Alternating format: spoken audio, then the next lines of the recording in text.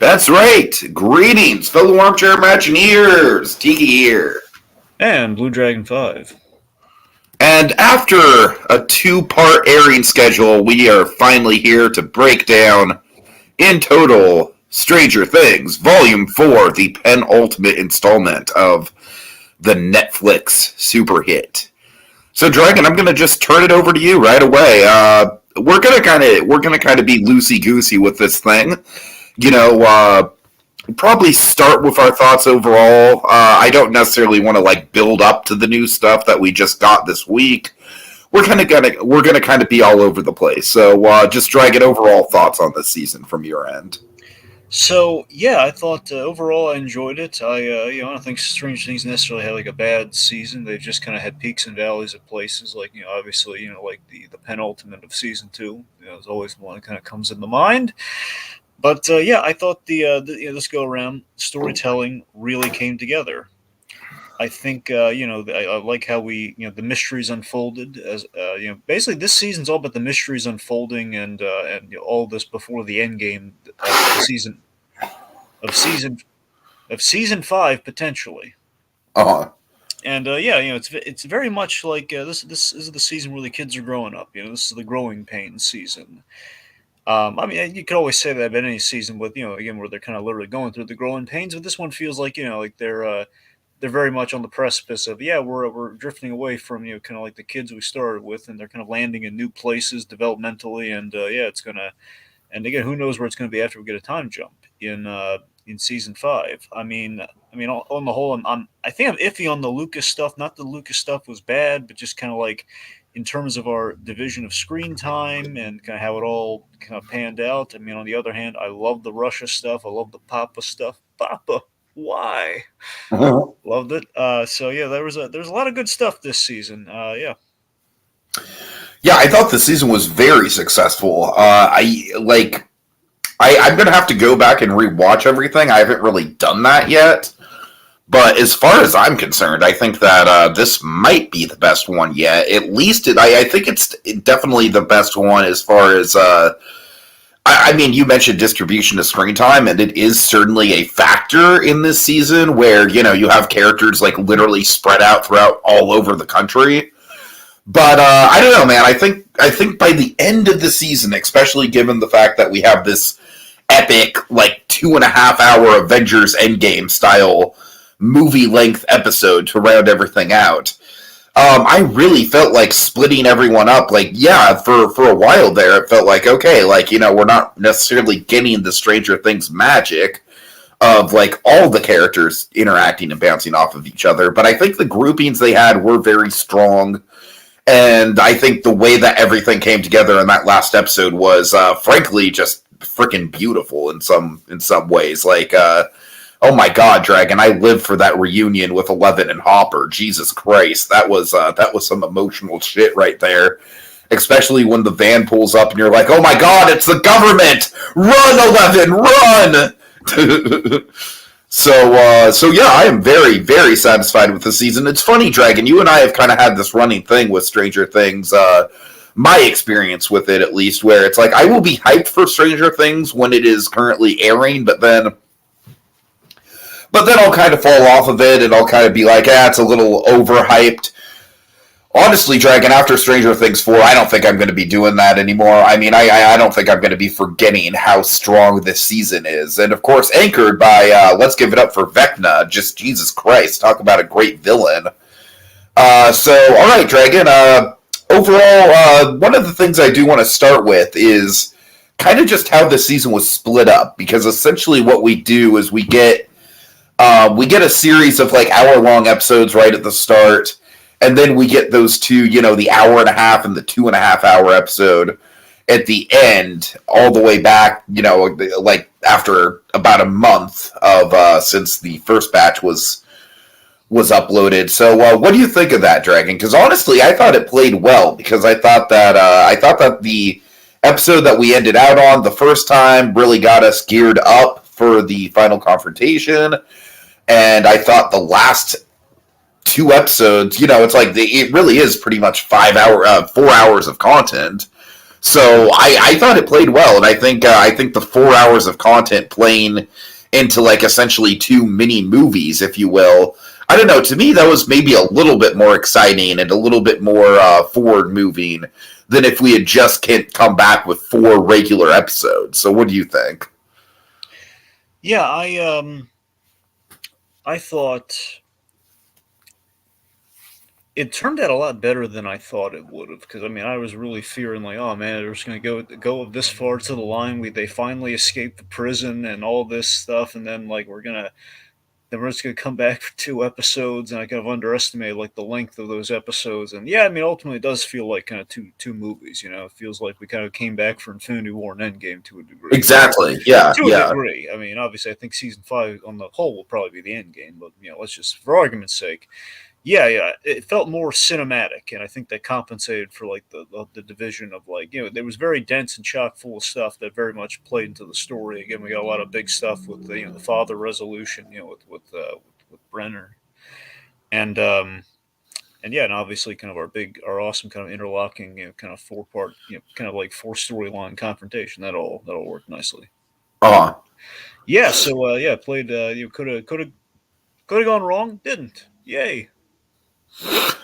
All right, Dragon. I got to tell you, I am worried about the live viewership here. We've kind of been struggling in that department. I was hoping that the live viewers would kind of dictate the direction of the conversation, but unfortunately, since we don't have any right now, did we advertise this? I forgot to advertise it, but honestly, I don't really see the advertisements working that well. This is a conversation that we should have off air. I'm getting a little concerned, but that's just the YouTube algorithm doing its work. Isn't that great? Mm. Okay, so Dragon, I do want to spend as much time as we can on the last 2 episodes. I don't want to diminish the first batch, but I really do think the last 2 episodes kind of like stuck to landing, and that's like the big thing people are talking about now. So let's, right now in the conversation, let's go back to Volume 1 and kind of like, what are the big things from Volume 1 you want to highlight?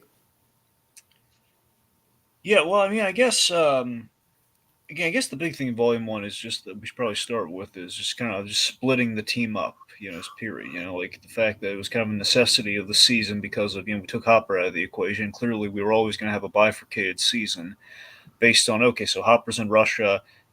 Joyce, moved away with the kids in 11, and we have our guys back at Hawkins. So we have kind of a slice of 3 going on there, and yeah, I mean, on the whole, it's like I think we were off to the races just in terms of like kind of picking up where everyone left off. But again, I think at the end of the day, in part 1 particularly, again, kind of our once we had the framed for murder plot line in play, I think a lot of the high school stuff with Luke is kind of like it kind of its power kind of shifted, and then we kind of went into this, D&D is the devil's thing, which I mean was realistic and of the times, but kind of the whole the cult thing. I feel like they were trying to kind of get a balance of what they had done in previous seasons with kind of like what they're going with a more compelling story. I'm not sure that mix necessarily landed the way they hoped it would. I think it lands enough. It lands enough that's not going to get in the way of the story, but I don't know. Maybe it could have played stronger. I don't know.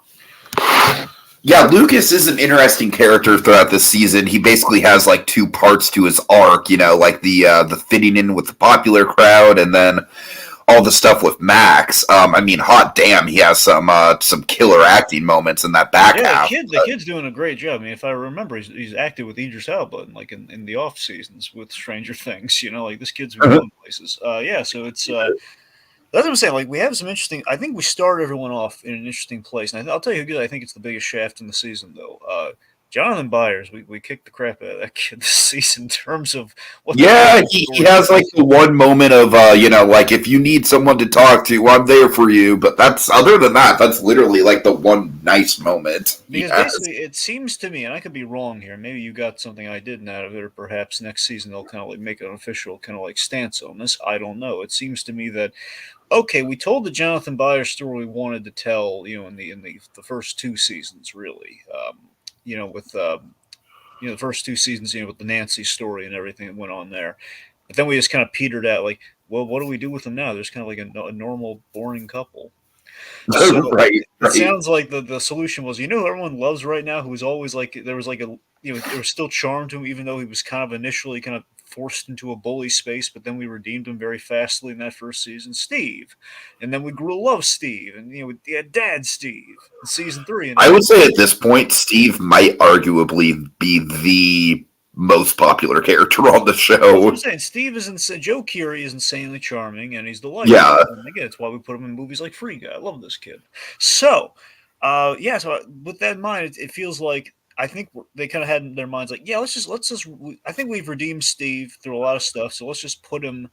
Let's put him in the romantic lead thing. Basically, let's build to him and Nancy getting back together. And of course, the unfortunate bystander in that situation is we got to write out Jonathan. What's maybe not the best way we can do that? Well, he's kind of a pothead now, hanging out with his Argyle as pizza buddy. Yeah, Argyle, I think, pretty much just like hijacks Jonathan's whole role in the show. Argyle is a lot of fun. That did not. Argyle is great. Yeah, Argyle's great. Unfortunately, just like Jonathan's like, so he's the driver now. That's about it. Right. Essentially. And Argyle's supposed to be the driver, so that's not helping either. I do think that Jonathan's going to get more to do in Volume 5 because, like Will is clearly going to get more to do in Volume 5. We had the dynamic with Will built up. I do think there's going to be some nice love triangle drama in Season 5. So Jonathan is kind of a chess piece character for sure, and honestly, I feel like out of all the actors, like, this is not the fault of the actor at all, but I feel like he's the one that looks the most his age, you know what I mean? Mm. Where it's like, he's clearly not in high school, just the actor just in the face, but yeah. Okay,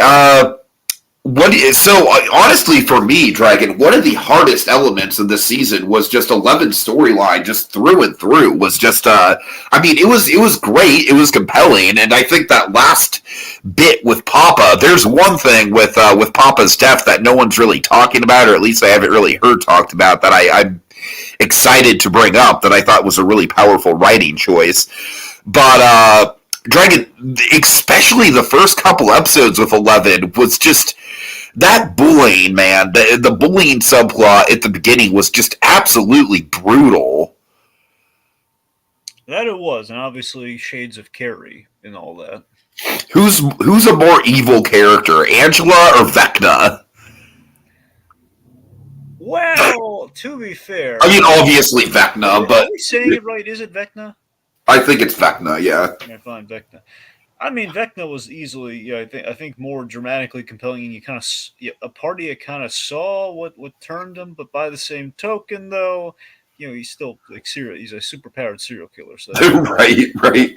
Milkshake's superpowered serial killer is kind of hard to really compare. I mean, it's not nice. I mean, for sure. And I'll admit, if it were me, I would have liked to see her get hit a second time with that roller skate. But that's kind of like my argument of like who's more evil, the racist lady in the color purple or literal Nazis. Yeah, that's the thing. It's genocide, and then there's just being right. But seriously, Angela just thoroughly unpleasant. Oh, for sure. Again, I absolutely think she should have hit in the head a second time with that roller skate. Right. Come on, 11, hit her again. She deserved it. And then but the thing is, it's like after that, 11 is not out of the woods at all. We think she's out of the woods, but Jesus Christ, she goes through some hard shit in that lab, man. Oh yeah, for sure, yeah. And we saw her being bullied by the other kids in the kind of group and everything, all that horrible stuff. Yeah. So ultimately, it's a very rewarding season for 11, but a hard road for her. I mean, 11's story was rather interesting. This is whole she's questioning if she's a monster, and we kind of started off with that real interesting tease with the de-aged 11 of walk into a room and you see like all the kids dead, which I'm convinced might be a bit of a retcon of like, I think ultimately the logic is some of the kids escaped and those are the kids that met her, but still it feels like, we're trying to sweep all that under the rug, so she pretty much killed all the kids. Uh-huh. I think it's kind of what they're trying to get people to think. I don't know. We have Nikki Cunningham saying, who is ready to hear the ending of Stranger Things 5? Nikki, if you have it, I guarantee it's probably a fake spoiler, but but I am pumped for Stranger Things 5, and nice to have you on board. Anyways, so let's see. We'll get back to Hopper Dragon, but we have to. I feel like as far as the Volume 1 stuff goes, Dear Billy is just like everyone's raving about the episode, justifiably so. I think it's a fantastic episode of television. If I recall, isn't that the framing device of Max at the grave? And yes, yeah, that's good. Yeah. Stranger Things 5 ends at the beginning of Stranger Things 1. Possibly. I mean, if there's like a time travel component, all like Back to the Future, or if it's kind of like a mirror image sort of thing, where it's like the original kids all sitting down for one last game of D&D or something. I could see that. I think what Nikki might be maybe within the D&D game, the Demigorgon gets defeated. I don't know. Well, I had a different theory. It would have been perhaps the Upside Down is created, and that's how we start things off. Like we see the parallel universe forming before our eyes, and just it's all cyclical. Perhaps that's that's crazy. Yeah. Like, okay, this is the birth of the. Basically, it's against the universe is like kind of basically it's like almost like a. I mean, I guess the best way of putting it without like any actual scientific terms would be like it's kind of like a multiverse in creation, like the odd infinitum at play of like, and this universe is created. Now you have this is the birth of the Upside Down, which will then kind of like create the other Upside Down, another universe, and so on and so on. The unstoppable force. All right. Okay, so yeah, I mean, Sadie Sink. What do you think of the running up the hill thing? Running up the hill. The song. Oh, right. You mean yes, there was always like a musical component with that character, isn't there? Yeah, but I think the running up the hill thing was probably the biggest emphasis we've had on any one song within the show. Okay. I don't know. I thought it was really well handled, especially the ending to that episode. Everyone's raving about the kind of like the mic drop moment in that episode. Wait, is that Max's song, like the one that? Yes. I thought. I'm sorry, I didn't recognize the name of it, but yeah, I like how we use the music in general, like to kind of get people out of the. We kind of use basically we weaponize the '80s music almost like it was kind of in a way, because obviously there's a lot of Nightmare on Elm Street influence on this season, very clearly. As there kind of has been from the beginning when you have a girl named Aunt Nancy in an '80s movie who's in peril in a scary situation. There's a lot of Nightmare on Elm Street already in the DNA of this. Right, but this season literally has Robert Englund, so it literally has a character who's very much has the DNA of Freddy Krueger. So, indeed. In a literal sense. But that's the thing, though. I like that we kind of took almost like a Dream Warriors kind of element. Totally. We kind of took that and we kind of put it into the, we're kind of using music, in a sense, to combat and lead our way out of the scary 80s-ness. Well, I love how we have kind of like the opposite ends of the spectrum for 80s music. We have like the pure heavy metal in the finale. And then we have like kind of like the 80s sort of like, retro synth pop of Running Up That Hill. Yeah. It's a great kind of like, the broad spectrum of 80s music encompassed in like the Venn diagram of those two songs, I think. Yeah, for sure. All right, I guess the only other thing we really need to touch on with Volume 1 before we transition, I mean, there's a lot of character stuff that we can also kind of like piggyback onto. See what I did there? Oh no, I saw you in the Volume 2 in our Volume 2 coverage. But let's talk the Alaska stuff. Yeah, the Alaska. Wait, yeah, Russia? I'm sorry. Yeah, Russia. Yeah, sorry. Alaska from? I don't know. Anyway, yes, the Gulag. Yeah, so yeah, for me, some of the most compelling stuff is Hopper in prison. I love his dynamic with kind of the oddsman guard that is Dimitri. Hopper just has a way with having dynamics with quirky characters, doesn't he? Especially Russians, but yes. Yeah. David Harbour has a thing with Russians. He just gets a lot. It also sounds like them as well. Depending if you put him in a red Captain America suit. But yeah, I love the dynamic with Dimitri. I love how they're bonding over their kids a little bit, and I like that they're You know, like they're both kind of like, you know, Dimitri gets thrown into prison after the double cross with Yuri, and that's a lot of fun. I like the actor. I like the fact that the actor who plays Dimitri keeps reminding me of Matthew Rhys, which is funny to me because Matthew Rhys I could plays see Russian that. in The Americans, which I think is. I wonder if that was. It's basically Matthew Rhys with a mustache when you look at this guy. Anyway, I would say to me the one thing with the prison subplot that I didn't care for as far as the pacing goes was how they do physically break out only to literally just get captured right away again. yeah. Considering here's the thing. Now that we have the full story, considering they're going to have to go back in there. In retrospect, yeah, Yeah, we literally break out and go back to the prison 2 different times. yeah, I admit, because I was watching for the first time, I was like, no, he's so close. He's having the peanut butter. No. And I understand the whole like so like the black phone has a moment, spoiler alert, where the character almost makes it and it's cathartic, but then he doesn't, and Ethan Hawke gets him at the last second, and it's like, oh God, what do we do now? It's kind of like the low of lows of that movie, if you will.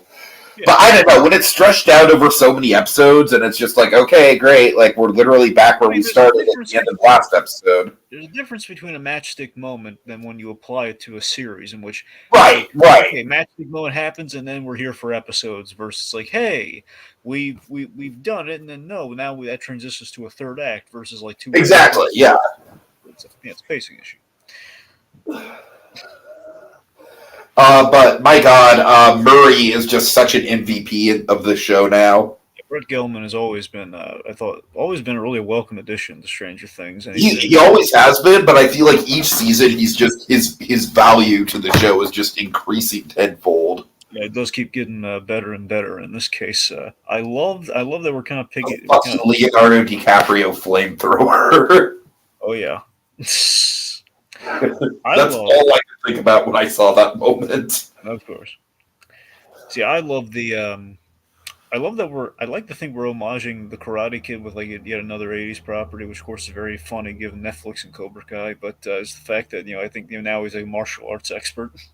Oh my God! Yeah, I yeah. love the hilarious tension and building up to it, where it sounds like he has no idea what he's doing, and like he got But black. he actually does. It sounds like he got a black belt in like a kid's class or something, where it's like he's like Rex Kwando or something like that. Yeah, exactly. This sounds very much like, oh God, he might not know it, but he's awesome at it on the plane. That was amazing. That full.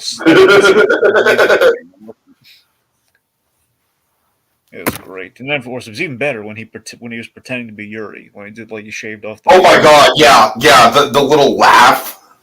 Yep, and I was like, because he looked rather seamlessly like he could have been Yuri, which sold. Right. But the fact that oh man, Gilman's without the beard. That's like so rarely ever happens. Yeah. All right. Let's see. And then speaking of Yuri, I thought he was fun. No, he was fun. I love the idea. It's a guy who's a smuggler between the two countries during the Cold War, and in doing so, he's kind of fallen in love with the country. He's gone a little native, and he's it's the fact that he loves like the commercialism and like the cushy necessities that you don't have in Russia, like the peanut butter. So I think the coolest thing with the Gulag stuff, I love the very kind of Hellboy Mike Mignola-esque, only like updated like about 40 years. So like, God, Hellboy and David Harbour try again. Yeah, to be fair, he was a good Hellboy, but it was a terrible movie. No, but seriously, think about it. Like Hellboy had like kind of the Mignola-esque kind of concept of like what if the Nazis? It's like a whole Hitler's supernatural obsession where you have like the supernatural science, and we've kind of updated that from the 40s to the 80s, in which we're using it for the Cold War, in which hey, we're using a supernatural. Well, I don't love it. Of course, they're literally committing atrocities right now, but Russians have kind of looped back around to be our like the villain of pop culture again. Well, Russians were essentially the mustache twirlers, like the ultimate mustache twirlers for a long while. Right. Again, it was the way it kind of went. Again, you had you had the Germans, and then you had the Russians, and then Russians. These guys. Anyway, so see, I mean, the whole like the idea that basically this I love the sadistic idea of the Russians basically to kind of like run kind of like a practical test, and they know it's not going to work out. Just the fact that they're fattening up prisoners and feeding them to the Demogorgons and like arming them with weapons, like medieval weapons that they know are not going to kill them. And again, so this in testing this supernatural science, and then we have like the really cool heady idea of like, oh god, like they're trying to clone, and like basically they've gone into the upside down, captured demogorgons and demodogs and all sorts of demo stuff, and they're basically putting in these lab tube like things, these containers, and they're running autopsies on them, and they're just trying to weaponize them to use against the Americans. It's again, it was an idea they kind of put forward. They hinted at and they put forward in the third season. They really went for full tilt with here this season, which is really cool. Yeah. Okay, let's see. I want to make sure we don't really skip over much. So, any about Owens? What? Dr. Owens. You want to talk about him? I guess so, but I think we're kind of burying the lead on Eddie though. So let's jump to him really quick. All right, let's talk about Eddie. Go on. So yeah, he's a character. I feel like everyone else, my opinion on him was like, in episode 1, I was kind of liking him. I was liking the dynamic he had with the characters. I didn't necessarily like the jumping on the lunch table scene. I thought he was like a little over the top in that moment. And then the season retroactively, I mean, it just does such a great job of humanizing him. And then, up until the end where it's like I have a little nitpick of, I really think someone besides him, I mean, we do have the death of Papa, which is a great moment. But I do think a main character besides him should have gotten the axe because... It looked like they were going to kill Max, but they didn't. Right. I'm just saying, at this point, Dragon, the series has literally pulled this trick 3 different times of introducing like a super likable new character and then killing him by the end of the season. You know what I mean? I wish they'd have the guts to kill a kid, man, but they didn't. Yeah, so... I don't know. I am worried about Maxine. I am. Like, we'll see. We'll see how that's going. I think the fact that 11 cannot find her in the in her subconscious is like, that is not a good sign. So so we'll see. Anyways, but yeah, I mean, Eddie definitely was a character that just really grew on the audience. I think he's definitely an MVP of the season when all is said and done.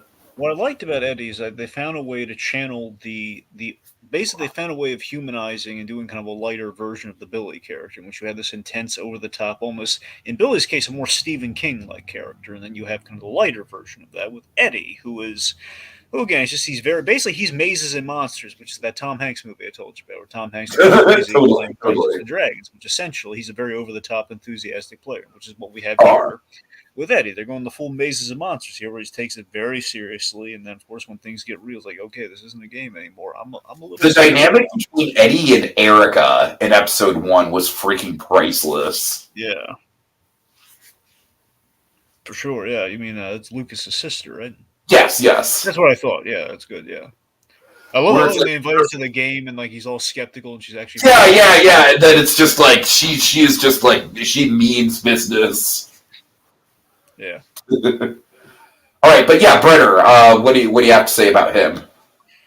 That's the thing. Yeah, we it was always a question like if we ever really needed Brenner to come back, because we killed him off in the first season. There was always like the hint of like, well, we're looking for Papa, and we didn't see the body. And so we officially brought him back, and we actually did some really good stuff with him. We gave 11 kind of catharsis and closure with her father essentially. And it was a compelling story. I love that. He obviously there was a redemptive end to his story, but I love that he always attested he was doing the best for these kids. My favorite element of the season, honestly, with Brenner, I love how we opened with him. By the way, I love seeing him with I believe it was 9, not 1. Because we didn't know who 1 was until the big reveal. So I believe just one of the the boy, one of the guys, one of the kids, who was I think number 9 or something. He's like little test. He was okay, it wasn't that really that monstrous to everybody, or at least the whole he's running like little tests and like drawing, like tell me what you see like on the card here, like what have I drawn? Is it a cow? It's like no, it's a dog. He's like, that doesn't say. There's little humanizing moments of Brenner can't draw. But it's the fact there's like some actual bonding, and you have like the implications of it. Again, he's kind of like a cult here with these kids becoming all their fathers. Right. But still, you get the idea though that he did care, and then he just pushed it, kind of beyond the pale of what he should have, which then turned him kind of monstrous. But the fact that he did care about these kids and he did channel their gifts, assumedly into something in a positive direction, but we never knew exactly what his intent was, like where he was going with that. So the thing with his death that really got me, and I don't see people bringing this up as a great writing stroke, but I really loved it, was how he was pretty much begging Eleven to say that she forgives him and say that she understands. And she is devastated by the event. She is crying, but she can't give him that. It's like that. Like, to me, that's like the final bit of tragedy with this relationship is, even though there is clearly love there, she can't justifiably say that she understands. You know what I mean? Of course. I don't know. From an emotional level, that hit for me. Yeah. That's the thing. I don't think we do. I mean, you can correct me if I'm wrong here. I don't think we really do get like a true like purpose as to what he was doing outside of just like harnessing power, just in general. Like we don't know exactly what his noble intent was, if there was any. So of course she's not going to understand. And but yeah, it's we don't get a good answer for a good reason. That's why she can't forgive him. Right. But I like to think, like deep down, maybe she'd like to forgive him, but obviously she she can't. And Brenner's done a lot of terrible things and put her through a lot, like basically traumatized her by saying, "Hey, look at this faceless monster guy, huh? Look at him, like you're in this big amorphous black space, huh? Right, essentially, yes. I'm gonna put you in like the nightmare version of the back to tank, yeah." Essentially, yeah. I have two kind of gripes with Volume 1, kind of problem areas, and then I think we'll be able to move on to Volume 2. Oh, you want to talk about, should we talk about Susie? That was going to be one of my gripes. You didn't like the Wes Anderson house dragon, what the fuck was that? I called it a Goonies house. I didn't really get Wes Anderson from it. I got a hard Wes Anderson vibe. I mean, I could see with the music there was a little bit. Especially with the two kids putting on the play or whatever they were doing. Right. I don't know, man. I got fucking hard Wes Anderson vibes from that whole setup. I just got gobs and gobs of Goonies here. With just like, again, these kids just running rampant all throughout this one house, and yeah. I mean, it's been a while since I've seen the Goonies, but the thing I remember about the Goonies isn't so much a house. It's like people, like kids being outside and riding bikes and shit like that. Well, they start off the whole reason of the movie is they're trying to save the house. So it's okay. It's been a while since I've seen it. So well, the point being, I'm saying it starts off in the house, and you see like they're running like wreaking havoc. I guess the other probably more time period appropriate, although it's still a '90s movie and not an '80s movie that I was kind of getting vibes of was Matilda. Not familiar with that one really that much. Just in the sense of Matilda's another movie where it's like a big orphanage with a bunch of brats running around. Right. But anyways. I think it was overkill given her all those siblings and everything. Honestly, yeah. Yeah, I really like Susie and Dustin as far as I ship them for sure. I think they are a really good couple together. But yeah, I don't this did not do Susie any favors as a standalone character apart from Dustin. Yeah. I was also kind of hoping that the sister was going to go with them and be Argyle's new surprise girlfriend, but that didn't really work out. That wouldn't have made much sense. I don't know. I thought that would have been fun, but okay. So yeah, we can both agree that plot was a little wonky. It was I would say another gripe is just the California side of things is. Generally speaking, it through a lot of that, it felt like they were just kind of spinning the wheels until the Big 11 reunion. And in the last couple episodes, the California crew definitely has a lot to do, but they are literally sidelined from the last. It's a bit of a stretch. Of hey, we have map coordinates from a payphone. If you call this exact number, and it's I don't know, it's a little much like man. I hear you. Yeah, we really have to look into them finding her. No, she's on the ground. Go after her. Right no, yeah, for sure. I mean, at that point, it was an I don't care, but not a very enthusiastic I don't care. It's okay, they're together. I don't care. Important that they find the girl. There's the girl. Let's just get her. Right, exactly. All right, and then I guess my only other gripe with Volume 1, and this happens again in Volume 2, Dragon, one, he likes to monologue. Well, I mean, yeah, but that was they build up the whole mystery. He's going to have to monologue. I understand that. I just think it's a little bit like both times it happens throughout the season, all I can think of is the whole syndrome line. I'm just like, all right, like this is You got me monologuing. exactly. I'm like, okay, this is like, couldn't someone technically like make a move against him while he's in the middle of this long, elaborate story? I don't know. If I recall, I think what might have hurt it, what I remember is, I forget if we did that scene twice, and maybe that's what made it feel like it went on too long, where I think she's talking to him before we reveal the backstory, in which he's just kind of going on while he's like in the human form. Right. And then we have, I think we then see him in the monstrous form talking to her. I can't quite recall, because I was at the end of the first volume. It was, but you're right. There was something. Honestly, I don't think what helped it is that we had like a whole episode where we saw. And again, this is helping that character, but still, it's the fact that we. Oh, I remember. Okay, here's the issue I have with Volume 1. So we had an episode in which we had that character, basically helping 11 kind of combat her bully issue, which then led to the atrocities that happened with all those kids getting killed by him, and basically she sent him away. But up to that point, it did feel a little, a little like.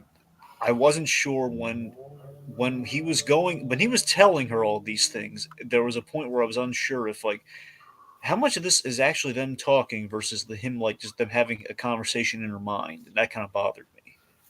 No, and honestly, that sort of device sort of bothered me throughout the whole season when they were in the lab. Of like, I did not think that it was conveyed well enough what was a flashback and what I mean, obviously all the stuff with like, CGI little Millie Bobby Brown is flashback. That's an aesthetic choice that at least tells me, okay, so we're in the flashback. It's one thing, but then the fact we do that, and then we also have this guy. It's a question of how much of that's like the psychic conversation. Right.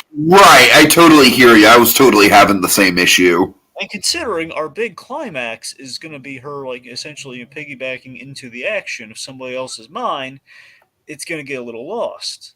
Uh-huh. Yeah.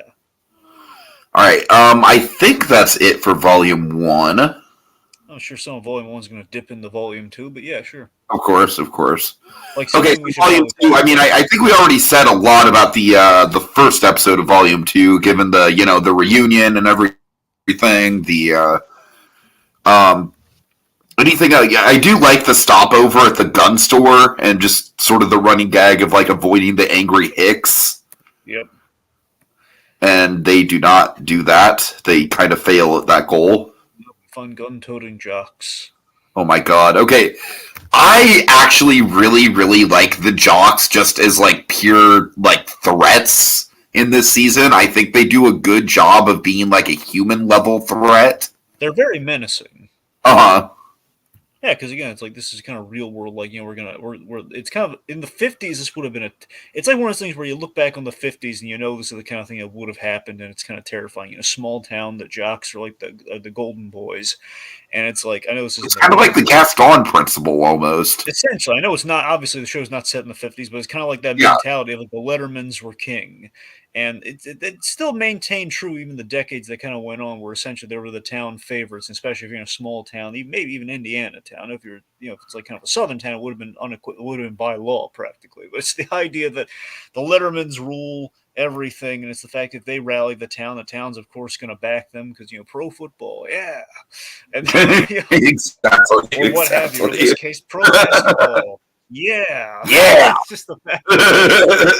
I'll follow him to heck and back. Yeah. Oh my god. Sacrifice my firstborn for the athletes. Yeah. Right. All right. Yeah. For sure. The point being, it's like, yeah, we'll do anything for him, and it's like they're going to rally the town. But again, imagine if it's in the 50s for like an unjust cause, and it's like, oh god, we're kind of on the wrong side here. But I'm a little afraid to speak up. Yeah. So yeah, I don't know. I do think that obviously with the penultimate episode, the big thing is all the stuff with Papa giving that character arc some time to wind down. Okay, we got a comment from Atomic Beast here.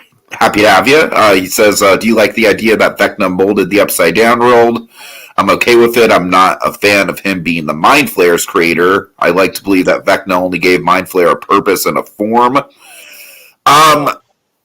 I like the whole idea of it because I do think it gives the series just one central antagonist, and I think that's really smart. And honestly, one of the things that kind of creeped me out the most with Vecna was like right at the end of the season, where Will's talking about like, like I didn't know what it was before, but now that I have a name, I feel him. Like the fact that Vecna's presence has literally like always been here, but now they can put a face and a name to it. Like that was effective for me. Yeah, pretty much. Like I already was thinking what Will was thinking by the end of the season when he first showed up, because I love that. I loved everything about Vecna. I think it's an amazing idea. I love the idea that we've personified the Upside Down into one person, to one force, and the idea, especially when we see his origin, is like, oh my god, this is so awesome. The fact that we took basically, 11's, precursor. We took kind of like the one, the ultimate prototype to this program. We took one. Mm-hmm. And we sent him. 11 sent him into the Upside Down, and doing so, he basically. I mean, I know it seems rather instantaneous, but any way you want to read it, because he is there for a long while. It's the fact, if you're stuck in the Upside Down, kind of like Will was, but if you're there indefinitely, right. And this is something I don't really see a lot of people talking about, but I love the idea that one is essentially like, if Will had not escaped the Upside Down, that would have been his fate. Which I love that idea. And that's what I love about this character. I love the fact this guy was trapped there. And here's in terms of what Tom Beast is asking, my head canon, I guess we'll see. I like to think the implication is that, because again, the Upside Down was a place before he got there. I like to think that there was like a swamp thing, almost like Mogo, Green Lantern planet, like a sentient place sort of thing. Or like it's like it's like how the swamp kind of had a personality in Avatar, one could say. It's the idea that this place, in a sense, this place sensed his power and wanted to adhere itself to it, kind of wanted to fuse with him. So that's the thing. It basically found a way to like, okay, I want his power, so I'm going to use him as a conduit, and that's kind of where the two kind of fused and met each other. Sure. So that's kind of where I'm at on that. That's where you get stuff like basically he had all like the mind flayers and the demogorgons to play with and such, and he basically guys like found like the cracks in the openings and sent them out there, and he had a grudge against 11. So yeah. All right. We should talk about his parentage a little bit, because that's something pretty big in part one. Yeah, go for it. Yes, so Victor Creel, man, the great Robert Englund. So yes. I love how the Creel house worked its way through the show, because I think that was such a great idea in the marketing, Dragon, and the marketing got me really hyped up. It was like, okay, this is clearly going to be the most horror-centric season so far with the haunted house vibes, and it absolutely was. Dragon, I am, normally with Halloween Horror Nights, especially because this is going to be the first one I go to, Stranger Things to me is kind of like, okay, like Stranger Things is sort of like, that's a safe bet, right? Like it's a safe choice. Like I'm sure it'll be a good maze, but it's kind of predictable. But yeah, after this season, it's like, no, I actively, absolutely fucking want a Stranger Things maze this year, because they went all out with the horror. I mean, there is more horror in this season than there is in the first 3 seasons combined, man. Yeah, I mean, here's the thing. So, of course, I love that already, and that there's already, as I said, there's a lot of DNA of Nightmare on Elm Street. And again, we brought that to the surface in many ways. I love the fact that we saw like the young Victor Creel and everything. I love that we dedicated a whole episode to like the flashbacks paying off like the creepy imagery of the house, and we had like the Victor Creel tell his story. So I love visually and directorially what we did there. All of that was great, and the fact that Venka is just so Freddy Krueger-esque, and the whole psychological component, how he kind of picks his victims and he gets in their heads. That's essentially Freddy Krueger mixed with Pennywise. Well, yeah, essentially that, and that's the upside kind of his MO. It's basically kind of like a biological version of Freddy Krueger. Yeah. Right. Yeah. Yeah. Anyway, so or I guess maybe not. I guess it is biological. I don't know. The point being, it's like an environmental. Well, like he kind of has. He kind of has Freddy Krueger's power set, but Pennywise's MO, essentially. Sure. It's like, yeah, and obviously we do an homage to Pennywise with all the blood balloons, so, it's like... So, yeah, it's very much a lot of... Yeah, it's kind of an environmentally melded version of Freddy Krueger, and I love that design of this suit. That's a practical guy in a suit, by the way. It's enhanced some of the vines, but there is a guy in the suit for all. Dude, can we just acknowledge the fact that I feel like we are on the cusp of a practical effects renaissance, and I'm loving it? Oh yeah, I wonder if K&B did that effect or not, but yeah, it was great. I mean, that is genuinely one of the most effective practical effects I've seen in a while in anything. My favorite detail is like the creepy glossy eyes that he has, like the pale blue, like almost like corpse-like eyes that he has that the actual one had. That's really cool. Anyway, so again, with this backstory, we learned this kid essentially was a serial killer who had psychic abilities that caused like his father and everyone to have a breakdown around him, and that basically was basically kind of like fried out of him in the program, which then kind of caused him to kill every kid in that room, and then become melded with the Upside Down. But seriously, England, I love the fact like, okay, folks, we only have Robert Englund for so long, and we're just going to put him in one episode. We're going to be as creepy as all get out, but also not just creepy for the sake of being scary, but more so sympathetic. I love you felt for this guy. Like he was like blinded, and he was like you go in there thinking he's like the man with no eyes. Like he could be like an urban legend in his own right.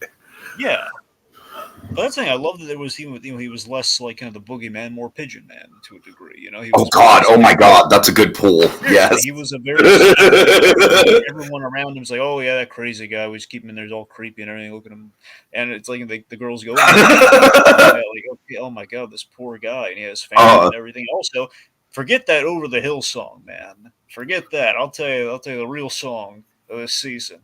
Dream a Little Dream. Yes. Honestly, one of my favorite songs, and also especially how fucked up and distorted it starts getting in the last episode. So, for a few reasons, Dream a Little Dream. One, it's a great Doris Day song. Two, I love that song. And three, it has this tendency of recurring in the best of shows that keep using this song. Because think about it. You have this. I'll tell you this, it's in The Boys rather memorably. It's in obviously Bates Motel used it perfectly, and the best use. Also, Muppet Vision. Like Muppet Vision used Dream. Yes, it's the Miss. Oh yeah, you're right. I'm sorry, I'm so used to it being a little differently. You're right. Yeah, the whole 3D components of the song. Yeah, right. Yeah, that's the thing. The point being, Dream a Little Dream comes out. Also, the best use of all, and I would love to think, I'm sure our friend here would probably rant about it, but let's just say, I'd like to think, our associate, Chris.R. Notarelli, who did some excellent Freddy Krueger fan films. One of them used like the ultimate music because the man's a maestro with the music pools. Had a Nightmare on Elm Street fan film end on Dream a Little Dream, which is a perfect kind of blend of those two hoods. Yeah. So I like the thing. I don't know, maybe some inspiration. Well, we have to going for Freddy Krueger thing and all that. So yeah, why not Dream a Little Dream? It'd be perfect. Going in people's heads. Why not? I mean, unfortunately, given the Predator situation, Hollywood is not privy to acknowledging Chris.R. Notarelli, but yeah, it's not great. So, anyway, so here's something we kind of glazed over part one as well. We should probably bring up. Steve and Robin. And I would say, in general, just like the whole like Steve, Robin, and Nancy. But let's just say in general, like, we did have some cute relationship stuff. So Steve and Robin is like platonic relationship goals, man. Yeah. You know that I am a champion through the platonic relationship. I always think that. Like that is my representation to me, man. That is the representation to me that matters. Is like I think Hollywood is way too obsessed with like, oh, if it's a male and a female, they need to get together and be in love. And Steve and Robin is such a great example of people who care deeply for one another who aren't in any sort of romantic entanglement. And I love that, Dragon. I love it. Yeah, I mean, I love that, Robin is kind of crushing on kind of a Molly Ringwald lookalike. So, everything about this plot line was absolutely fucking adorable, man. Every time she showed up, I was, and then at the end where Steve's seeing them flirt with each other, and he's just got that shit-eating grin on his face, like, yeah, it worked out for her, good for her, oh, God. Do you think she's making up the boyfriend thing? Do you think the Molly Ringwald lookalike? Do you think she's like just like? Because it sounds like she's talking about him in the past tense to me. I don't know. I would like to think that the character is at the very least bi-curious. Okay. And I do not think she's making up the boyfriend thing. He just seemed like a shit boyfriend. Okay. Yeah. Let's see. So again, that's the thing. I'm rooting for Steve and Nancy, and also honestly, the biggest in terms of talking about. I'm rooting for Steve and Nancy too because Jonathan Byers is like a freaking like he's got the personality of a slice of toast. Well, now he does, yeah. But yeah, the thing though, yeah, I mean, we almost killed off Steve this season. We almost kill off Steve every season, Dragon. It's kind of a trend. Wait, really? Do we almost kill him every season? I mean, not necessarily as far as like the stakes, but he is always like one of the characters that's the most speculated. Like, there's the whole like, if Steve dies, we riot. I'm just saying, like literally, we end an episode with, okay, so if we don't check in with this kid, he's dead. Right. I mean, those bats were swarming. That's how I'm pretty sure that's how the episode ended. Like the bats are swarming. That was how the second to last episode ended. Yeah. That's what. What? Of volume 1. Yeah, volume. That's what I mean. Yeah, like the second to last, like not the last one, the second to last one. They were all volume 1, volume 2 crap is hard to work around, but whatever. We're doing our best. Anyway, but yeah, the fact like a lot of people were speculating, come volume 2, he was going to have like the rabies, as per Robin's fear. Like, do you have rabies? I still don't necessarily think that's off the table. Well, whatever happens, is given the fact there's going to be a time jump, if there's going to be rabies, something's going to. It must have gestated for like the longest time. Cause that's when they're going to have to check in with him, maybe not doing so well. I don't know. So that's why I don't buy it. I don't think the rabies thing is going to come back. But I'm not sure. I mean, here's the thing. Realistically, he should. There should be something wrong. But of course, Dragon, like with the time jump, obviously, I am like fully on board with that idea. Obviously. Of course. I am the big time jump guy. Realistically, just to realistically talk about a time jump. Yeah. I think the biggest interesting thing we're going to be going when we check back in with these kids, like in season 5, after time has passed. I mean, how many years I don't know what they're going to do, but I think it's really just a question of like how would it be wild if they jumped like 4 years and they were graduating high school? Well, I think that's what they're going to have to do, Tiki. Just the question, given the ages of the actors.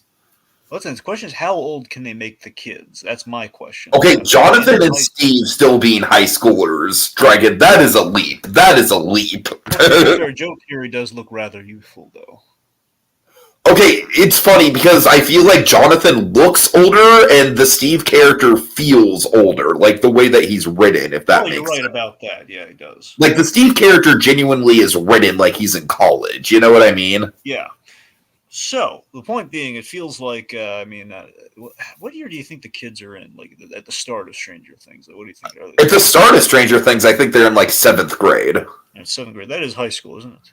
No, that's middle school. Oh, right, it's middle school. Okay, and they're in high school this season, aren't they? Uh-huh. Okay, so I want to be sure. Okay, they're not just still... I want to say at the end of the season, at the most, they are sophomores. Okay, so sophomore. At the most. How many years does that leave in high school? 2. Okay, it leaves in 2 years. Okay, so we're definitely... Bare minimum, we're definitely going to be at the end of high school. The bare minimum. Uh-huh. So I'm thinking 4 years, probably 2, definitely. Uh-huh. So it's a question of like how old the kids are getting by the time they film this. I mean, from where they are now, you could definitely see them going like 2 years in the future, right? Oh, definitely. That's the thing. So regardless, however, because I feel like right now the characters are kind of like, the actors look roughly about 2 years older than the characters, anyways. So. Yeah, so that's what I'm saying. Like logically, so they would probably just go for the 2 years and just say, okay, so the older kids are in college and they're in high school. It's probably right. They're out of high school. They've graduated high school anyway. Could be like maybe like the last. I could see a big theme being like kind of like the final summer vacation before college or something. That'd be an appropriate kind of final season. Yeah, I wonder because they used to have the pattern of. Obviously, I think the pandemic threw a lot of this out the window, but there was a pattern of tailoring them to holidays. So I mean, I don't know if spring break would. I don't know. Probably not. Honestly, it might be graduation. Maybe it's just graduation day. Oh, I could see graduation. Yeah. It'll probably be. Regardless, so I'm thinking, and they could have parallels to the pandemic, quite possibly. Think about it. Yeah, I don't necessarily want parallels to the pandemic. Well, but no, just hear me out. Just in general, what I'm saying that would make sense is that we have literally a toxic environment with right. So that's the big thing. That is definitely going to be fun as far as kind of like the check-in, because I do think they leave things at a point where like at the check-in at the start of the next season, there's going to be a lot of cool world building with with how that's developed. Yeah, and that's the thing with the two or however many year time jump we're going to have is that's going to be accelerated. That place is going to be more. There's going to be like I'm saying Hawkins as a part of the globe will be upside downed. Turned upside down. I guess the more apropos way of putting that. It would not surprise me if all of Hawkins was just like evacuated and it turned into like a ground zero or something like that. That's what I'm saying. So I think 2 years from now, that's what it's going to be, and then we're just a question of like they're probably going to need to go in there to stop the upside down once and for all, or fight Vecna or something. Right. Also, a big speculation I have is. Will. This has been kind of theorized ever since the second season. I am honestly, they did so much with Will in the last like 10 minutes of the season that got me stoked for him in season 5.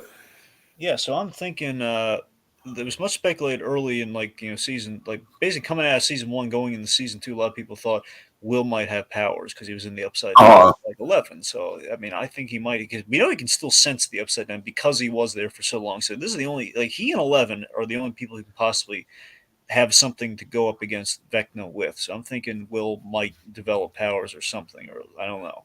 I don't know if 11 can pass her powers on. I know she was looking for Max in her head, so I don't know. I don't think it's necessarily like an ET thing. I don't know. And of course, the Max thing is another reason why the time jump just makes sense. Sure. Whatever they do with their character. Think about that. Do you think they might do like a link with 11 and Will, kind of like ET and Elliot had? I mean, I could see it. I don't know. Not in terms of like an emotional connection, in terms of like kind of like sort of like a power. Yeah. I don't know. I like, to tell you the truth, if it were up to me, I think it's a little bit late in the game for Will to be getting straight up powers, but it would bring it full circle, though. Yeah, it would. It would.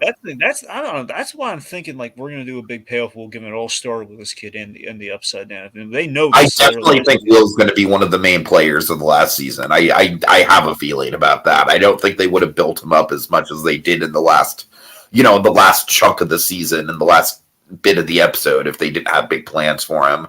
I mean, 11 had her showdown with Vecna. We can't just do that again. It's got to be Will versus Vecna, man. It's got to be. I think. I can see that. So again, something we should talk about just before we get out of here. Well, two things. One, Dr. Owens. Yeah, go ahead. Paul Reiser, it was really cool. I don't really, honestly, Dr. Owens has always been a character where it's like I don't really, like, the actor is cool. It's another 80s pool. I just don't really get the character all that much. It's kind of just like, he's sort of like the less morally ambiguous doctor. Yeah, that's really about it. Yeah, it's the friendlier version of Brenner. That's kind of what we do. I like how we kind of saw his home life with his wife and everything, and then we have the we should talk about that. The other villain of the season, Colonel Sullivan. That guy was a prick. He was. I mean, I don't really have a lot to say about him. He's just kind of like a bad military man. But it's something I want to talk about because this is really cool in Volume 1. I loved the sequence where the kids were being helped out by Owens' guys, when they showed up at the house, and you had like these guys who you thought were that was a very intensely shot sequence. Yeah, just the camera work, the running shot, for sure. Such a well-directed sequence, and I love how good those guys were. They're like, go kids, get out of here! And right. But seriously, I was. I feel like that was kind of like a mini arc of, like the classic. The trope of like the likable Stranger Things character just being introduced only to be killed off. Yeah. It's literally like the one episode Bob arc of like, the kids go from like not liking the guy to like, oh, he saved us. Yeah, but I just like that. I mean, when those characters were killed, I felt something. I think they did a good job. Yeah, for sure. Just in the intensity of that situation and everything. I know that was one. But overall, I mean, I got to tell you, that Colonel, what he did to I forget if it was one of the survivors of the of that, or like one of Owens' guys. I forget if he was a suit or if he was a soldier that was in Owens' employ. But the Colonel took one of these guys and basically tortured the life out of him to reveal where 11 was, and that's just such a skeezy thing that he did there. Yeah, and the fact that again it's doing all this, and again under like the approved like government, like head honcho. That the idea is that ever since the mall happened, ever since like the whole Harcourt Mall incident with the mind flare and everything, basically that was the big, like, the government has now taken notice that, okay, things are going on, Hawkins, instead of just sending our Dr. Owens guy, like, kind of like, do a kind of a snow job on it. It's like, yeah, we got to address it now, and in doing so, it's like, yeah, we got to either put the girl on the black side or most likely kill her. Yeah, we're going to kill the girl. Sure. So that's the thing. Also, I got to tell you that when those guys just going out of their way, let's kill the father. Yeah, sure. Like, those guys are just really, like, really malicious, and I loved 11, like, blowing up their helicopter. The helicopter takedown was freaking epic. Yeah. I really wish that colonel died, man. He was a real slime ball. Anyway, so the big thing we should talk about before we wrap up here, just our climax and how we edited the climax. Yeah, I mean, obviously that rock concert, like, a little bit derivative of Mad Max Fury Road, but I don't even care. It's still awesome. Yeah, I mean, there is one plot hole. Well, it's not a plot hole. It still plays. It's just one thing that's a bit of a buy for me. So here's the thing. In concept, great idea. Editing, like, we've had our bifurcated story since the start of the season, so we bring them all together really well. Like some of the posters I've shown you, again, it's kind of like the four, like them walking down the same hallway to the monster at the same time. But I just love that the all of our stories are in conjunction with each other, and it's very much there's a cause and effect at play with them. It's like, hey, we take out the head. How can we help the kids? Well, we take out these, and that's going to help take out the head, whatever they're dealing with right now, because we can't possibly get there in time, which makes sense. And the kids are, again, like, hey, we're going to take out the physical body while you take out the mind and all that stuff. So it's all, and Max is kind of our conduit as well. So all of that. All it's working well for me. What occurs to me, though, is, wait a minute. I mean, if Vecna's calling all the shots, what does killing a few of his pawns do? I mean, that's really going to help more them than it is the kids. So if you really think about that, I don't know if that tracks. That's the thing. I mean, he was like, I like the idea, like, we can help the kids, but it's like, well, no, they're just killing some followers of this guy. I don't really know how that, like, hurts him. Yeah. Yeah. But also Eddie's death too, very brutal. Had Eddie died, and yeah, and just I mean, just the acting all the way around, like, Dustin's reaction to Eddie. I mean, my God, I think Sadie Sink, just her performance, like, I can't see, I don't want to die. That was like one of the most epically heartbreaking performances I have ever seen out of any actor, like, ever. Yeah, and then. To contrast that, Lucas just completely fucking losing his mind. Oh yeah, again, that kid's going places, man. Yeah, he is. I think he's always been like the underrated kid in Stranger Things. He's been doing really good. I think so too. And what's funny is that I feel like the big fan favorite, like the main character of the show, if you will, and Mike, he was kind of sidelined this season. I gotta tell you, I feel bad for Finn Wolfhard because, again, I think in the early seasons he actually had a lot of charisma and everything going on for him. He did get the one really big monologue though, which I feel like that that was good for him. He did also that at least kept him in the game, I think. It was nice he had this "I love you" moment with 11. That was nice. Yeah, but see, also with Eddie, the big compelling thing with Eddie, I wonder how you felt about this. I think the really big scene for I forget Gaten Mizuis, or I'm blanking on his last name.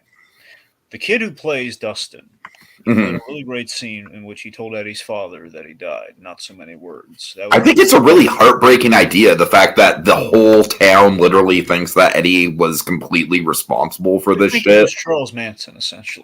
Yeah, right. Which is not true. I think he used Dungeons and Dragons to become Charles Manson. Which is messed up. And as you said, again, reunion, very compelling. You know what I like most about the reunion when you look at it?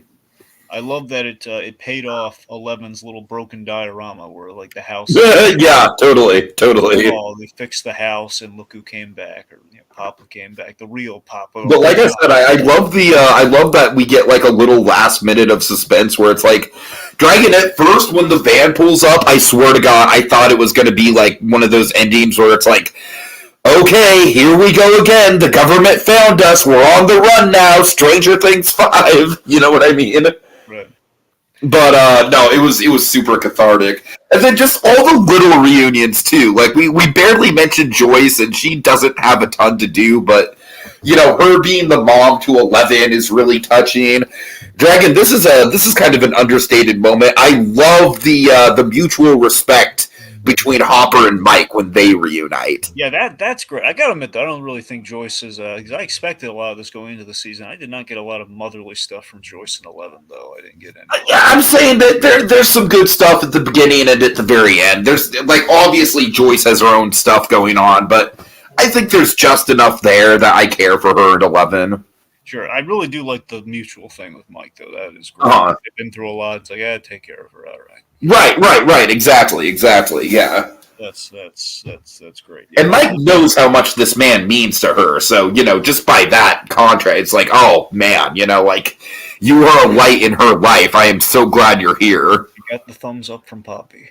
Indeed, absolutely. You know how I wish the season did end, though. Huh? I wish they were all eating Eggos together. Oh my god! What if that's just like the post credits of the last episode? That would have been a really great post credit. They were all eating Eggos together. God. That'd be a nice way to end things. Robin's like kind of running her mouth about the different flavors, and then Steve's just like, Robin, just enjoy the breakfast, man. Robin's breakfast. All right, there I goes. Just chow down. Oh God, that's adorable. Yeah. All right, I think that's about it. All right. So yeah, big thanks to Atomic Beast and also Nikki Cunningham for their comments, and it seems like 2024 is likely for the Volume 5. I'm not sure if that's official. That's a date I've been hearing. But very much track it, but we'll see. Yeah, very much looking forward to it. Of course, Dragon Netflix is probably sweating in their boots because it's like this is a big success for them by all means. Volume 4 was unequivocally like a big success for Netflix, but they're probably shaking in their boots like, oh God, we've got one more bullet in our chamber, one more. And then we're gonna basically be cutting the bullets in half. It ain't gonna go well. What if Stranger Things 5 is literally just like one episode a month? Oh God.